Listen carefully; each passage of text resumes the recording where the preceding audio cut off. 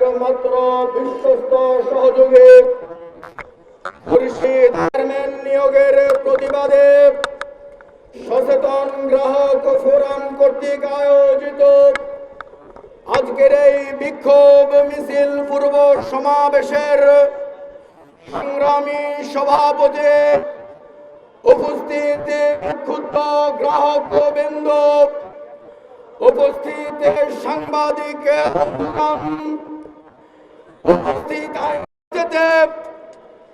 আপনারা লক্ষ্য করেছেন বিগত ফ্যাসিস্ট সময়ের 2018 সালে আমাদের প্রিয় ইসলামী ব্যাংকে এদেশের নিকৃষ্ট দানব এস আলম কর্তৃক গোটা ব্যাংকে তাদের নিয়ন্ত্রণে নিয়ে বিশ্বের শ্রেষ্ঠতম 1 নম্বর ব্যাংকে একদম লুটেরা এমন অবস্থা করেছে যে তলাবিহীন ঝুড়িতে পরিণত করেছিল।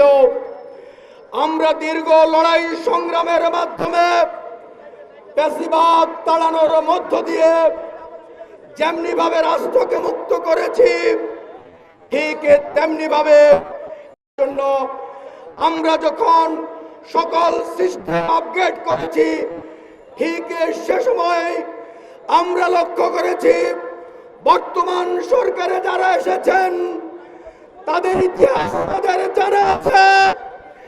ইতিপূর্বে আপনারা বারবার দুর্নীতির চ্যাম্পিয়ন হয়েছেন। আমরা জানি সেই দুর্নীতির অংশ হিসাবে আমার এই প্রিয় ব্যাংক থেকে আবারও তলবিহীন ঝুড়িতে পরিণত একটা নিকৃষ্ট ধারার সহযোগে খুরশিদ আলমের মতো চরিত্রহীন নির্লজ্জ ব্যক্তিকে আপনারা ইসলামী ব্যাংকের চেয়ারম্যান নিযুক্ত করেছেন।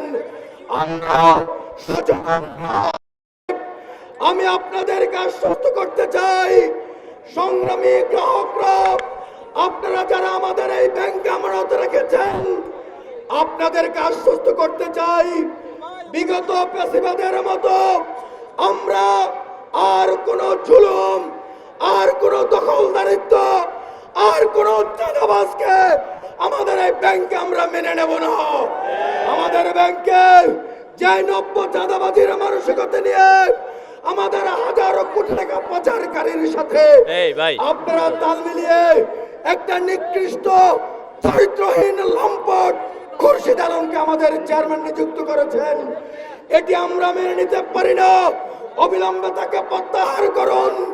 জনগণের তথা আমাদের গ্রাহকরা যা চাচ্ছে তার দিকে এগিয়ে আসুন, নতুবা এমন আন্দোলন শুরু হবে। এই গ্রাহকরা আপনারা তাকিয়ে দেখুন, আজকে শাহজাহান ইসলাম ব্যাংকে যাবেন কোনো চেক পাস হয় না, আজকে এসআইবিএল যাবেন কোনো চেক পাস হয় না। এদেশের সরকার সেদিকে আমাদের ব্যাংকে নিয়ে যাওয়ার চেষ্টা করছে। এটি হতে পারে না, এটি হতে দেওয়া যায় না। আমরা গ্রাহকরা জীবন থাকতে আমরা এই ব্যাংকে খুরশিদ আলমের মতো একটা নির্লজ্জ বেহায়াকে এই ব্যাংকের চেয়ারম্যান হিসেবে আমরা দেখতে চাই না।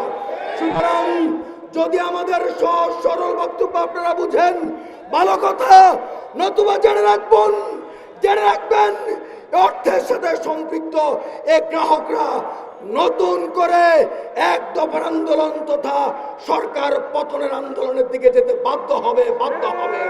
সুতরাং আগামী দিনে বাংলাদেশকে রক্ষা করার জন্য, ইসলামী ব্যাংকে টিকিয়ে রাখার জন্য, ইসলামী ব্যাংকের অর্থ ব্যবস্থাকে টিকিয়ে রাখার জন্য সকল ধরনের অপচেষ্টা থেকে বিরত থেকে এই নিকৃষ্ট দানব এই খুরশিদ আলমকে এখান থেকে বিতাড়িত করে নতুন করে জনগণের সাথে সম্পৃক্ত, ব্যাংকের সাথে সম্পৃক্ত, অর্থের সাথে সম্পৃক্ত এরকম একজন ভালো মানুষকে আপনারা ইসলামী ব্যাংকের চেয়ারম্যান নিয়োগ করুন। আপনাদের শুভবুদ্ধির উদয় হোক এই প্রত্যাশা রেখে আগামী দিনে যদি এই সিদ্ধান্তকে আপনারা বেরিয়ে না আসুন, সকল ধরনের আন্দোলনে সামনে বুক পেতে দেওয়ার জন্য আশ্বস্ত করে আমি আমার বক্তব্য শেষ করছি।